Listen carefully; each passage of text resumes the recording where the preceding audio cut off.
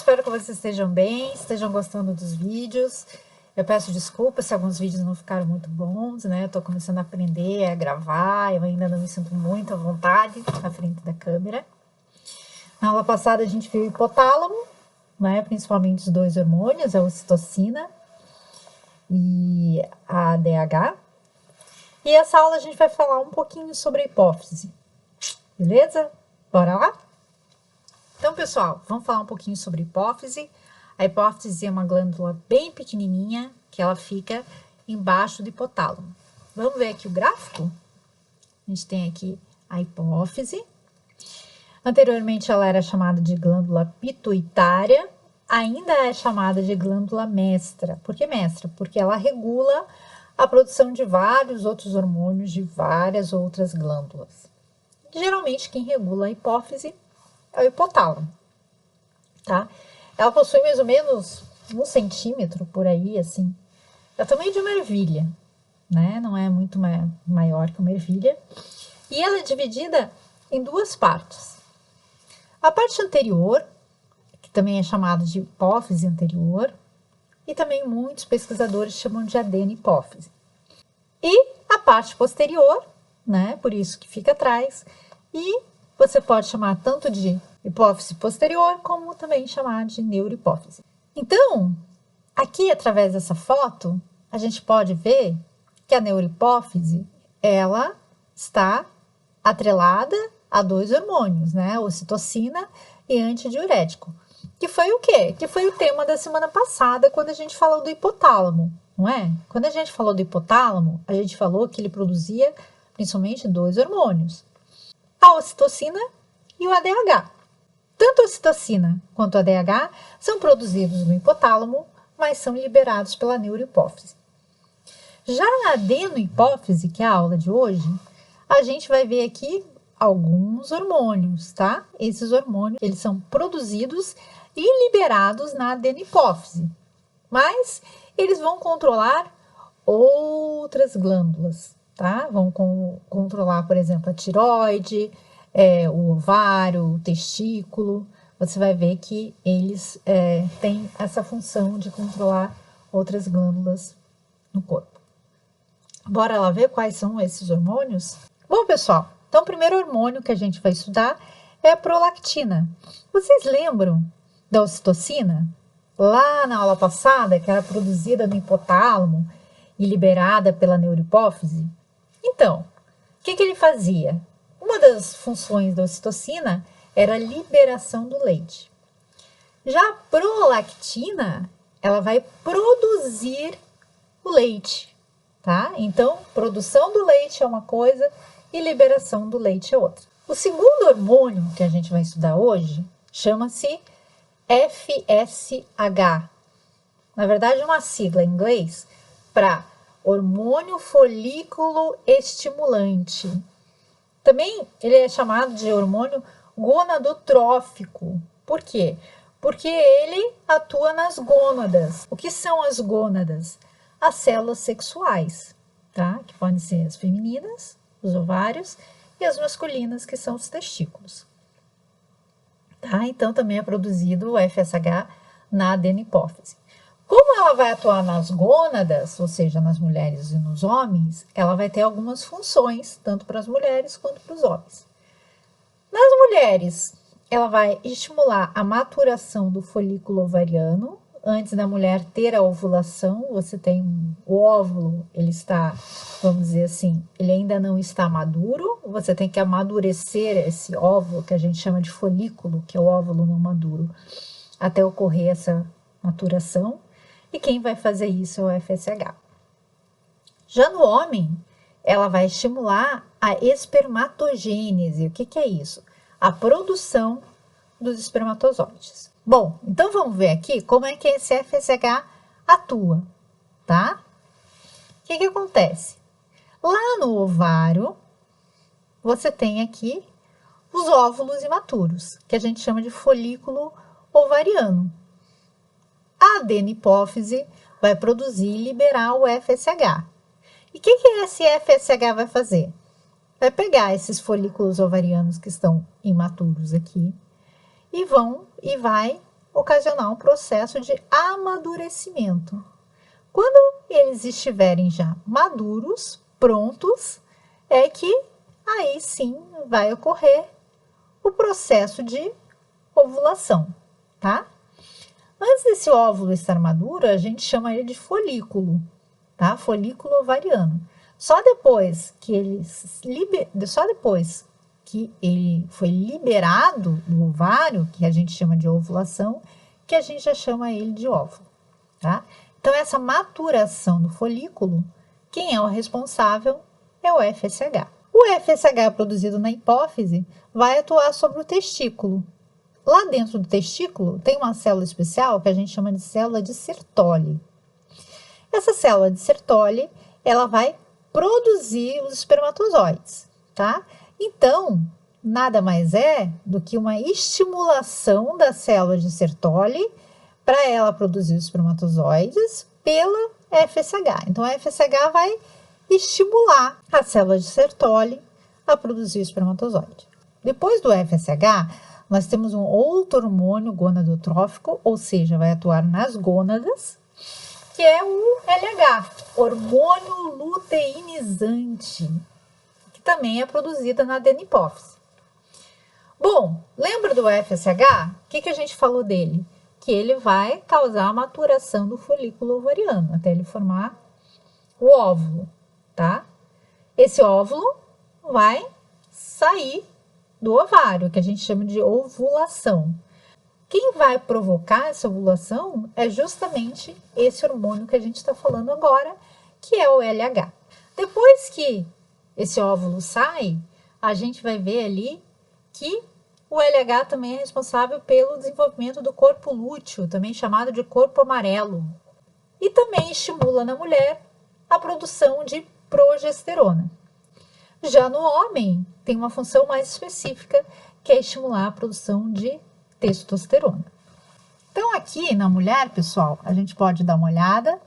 Então, a FSH, ele provocou o amadurecimento, né, dos folículos ovarianos, tá? Temos o folículo maduro, que aí vem o LH fazendo a ovulação, liberando esse óvulo, tudo bem? Depois que ele libera esse óvulo, o que fica dentro do ovário fica como se fosse uma cicatriz. Isso, quando vai cicatrizando, a gente chama de corpo lúteo, que é um corpo amarelo. E esse corpo lúteo que vai produzir a progesterona. Aqui é o gráfico que a gente pode ver, ó, é o FSH, né? Ele faz o amadurecimento do folículo ovariano, tem o folículo maduro, né? Com o LH, você vai ter a ovulação, formação do corpo lúteo, e esse vai produzir a progesterona. Então, aqui, pessoal, o que é que o LH faz no sistema masculino, né? Ele é produzido na hipófise, na aula sobre hipófise, mas ele vai atuar no testículo, né? O FSH anterior atuava nas células de Sertoli, e o LH agora vai atuar nas células de Leydig, estimulando a produção de testosterona. O que é progesterona, testosterona, depois a gente vai ver estrogênio, vamos fazer. Tudo isso a gente vai estudar quando a gente estudar a glândula responsável pela sua produção, que seriam os ovários para as mulheres e o testículo para o homem, tá? Aqui vocês só tem que saber qual a função do FSH e qual a função do LH. O próximo hormônio que a gente vai ver se chama TSH. Ah, eu sei que tá difícil, né? FSH, LH, na aula passada teve o ADH e agora tem esse TSH. Infelizmente são várias siglas que a gente tem que acabar gravando. Não tem jeito. O TSH tem esse nome porque veio do inglês. Hormônio tireotrófico estimulante, tá? Então, o nome dele já fala, ele vai estimular quem? Uma outra glândula que a gente tem, que se chama tireoide. Tem gente que chama de tireoide, tem gente que chama de tireoide, tanto faz. Então, ela vai induzir a tireoide produzir os hormônios que ela produz. Ah, professora, então só tem que saber isso do TSH? Sim, você só tem que saber que o TSH é produzido na hipófise, né? E ele serve para induzir a tireoide a produzir os seus hormônios, o T3 e o T4. O próximo slide é sobre um hormônio que também é meio chato a sigla. ACTH, hormônio adenocorticotrófico ou adenocorticotrofina, tá? Isso lembra o quê? Cortrofina, corticotrofina, corticoide, não é? A gente escuta tanto falar em corticoide. Então, é justamente isso. É isso que ele vai ajudar a produzir, os corticoides, tá? Que é o quê? Induzir a secreção dos corticoides, principalmente o cortisol ou a hidrocortisona, lá na glândula que produz isso, que são as glândulas chamadas de suprarrenais ou adrenais. Então, a hipófise, ela não vai produzir a cortisona, ela vai estimular as glândulas suprarrenais a produzirem a cortisona, tá? Então, se a gente der uma olhada aqui nesse gráfico, o que a gente vai ver? Lembra que eu falei que o hipotálamo, ele controla a hipófise? Então, você vai ter o hipotálamo, tá? Liberando o hormônio, que vai atuar lá na adenohipófise, e essa adenohipófise vai produzir o ACTH, que é isso que a gente está estudando agora, para que o córtex adrenal, ou seja, as glândulas suprarrenais ou adrenais, ela tem, tanto faz o nome, produza o cortisol ou hidrocortisona. Tá, mas qual é a função da cortisona? Apesar de ser um hormônio que a gente vai estudar só quando a gente estudar as suprarrenais, a gente colocou aqui alguns efeitos que a cortisona tem. Quando que a gente produz a cortisona? A gente pode tomar a cortisona ou a gente mesmo pode produzir a cortisona quando a gente está muito estressado. Então, num ambiente de estresse, um dos efeitos, um dos sintomas que a gente tem é a produção do cortisol, também chamado de hidrocortisona. O último hormônio que a gente vai falar é o GH, também chamado de somatotrofina, ou hormônio do crescimento. Por isso que é growth hormone, tá? E ele tem várias funções, né? Ele que vai fazer com que a gente tenha o crescimento dos nossos ossos, tá? E a multiplicação dos nossos tecidos, a multiplicação das nossas células, tá? Bom, o GH, ele tem 4 funções principais. Primeiro, secreção de insulina. Mais insulina no sangue, é mais glicose que vai para as células, tá? Mais glicose vai para as células podem se multiplicar mais uma vez que a própria divisão celular, ela requer energia. Segundo, queima de gordura, tá? Quanto mais você cresce, a princípio, se você gasta muita energia, mais você emagrece. Terceiro, construção de músculos, tá? Já existem algumas bombas que as pessoas tomam na academia, né? Que elas são feitas de GH, de hormônio de crescimento, porque uma das coisas que ela faz é aumento da massa muscular. E por último, crescimento ósseo. Em relação às doenças da hipófise, tá? Vai lá, professora. A ideia é que a gente não tem aula de medicina, mas, por exemplo, se a minha hipófise estiver com problema. Se a sua hipófise estiver com problema, provavelmente algum desses hormônios, ele não vai ser sintetizado ou todos. Então, aqui a gente pegou 3 exemplos, que são exemplos mais visíveis, tá? Em problemas com a hipófise. Um deles é o nanismo, né? Nanismo hipofisiário, que é o quê? Você tem pouca secreção de GH.